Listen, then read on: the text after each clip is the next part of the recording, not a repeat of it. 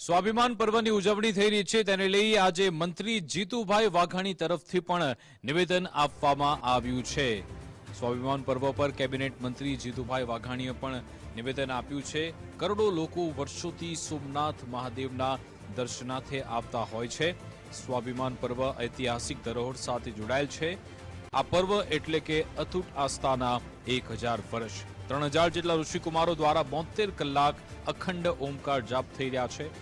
નરેન્દ્રભાઈ મોદી આજે એકતા અખંડિતતાને લઈને આવ્યા છે તેવું પણ જીતુભાઈ વાઘાણીએ કહ્યું હતું।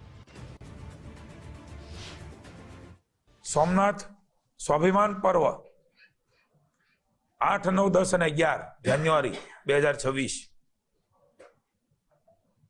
ખૂબ ઐતિહાસિક ધરોહર સાથે જોડાયેલો આ સ્વાભિમાન પર્વ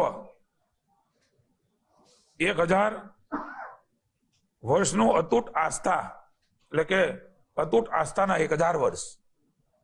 આ શબ્દ ચયન, આ સૂત્ર એ હૃદયને સોસરું ચોંટી જાય, આત્માને ચોંટી જાય એ પ્રકારે નરેન્દ્રભાઈ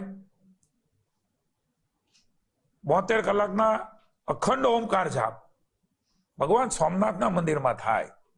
આ પરિકલ્પના મોદી સાહેબ સિવાય હું એમ કહીશ આ 1000 વર્ષ તો ખરા જ, પણ એ પહેલા પણ કદાચ કોઈને આવે કે કેમ આવશે કે કેમ એનો પણ પ્રશ્નાર્થ છે।